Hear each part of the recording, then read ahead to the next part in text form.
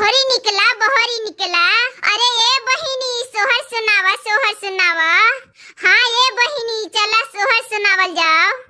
ससुरा से या बैना नदिया अंगनमा में खाड़ भइले हो। ससुरा से या बैना नदिया अंगनमा में खाड़ भइले हो। ए ललना लाई के भतीजावा जे गोदिया में नाना दो खेलाबे लगले हो।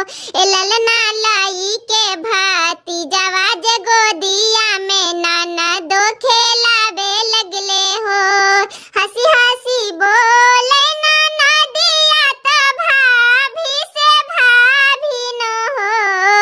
हंसी हंसी बोले नाना दिया से भाभी न हो। ए भाभी दाई दे तू हाथों के कंगनवा तो कजरा लगाई देती हो। ए भाभी दाई दे तू हाथों के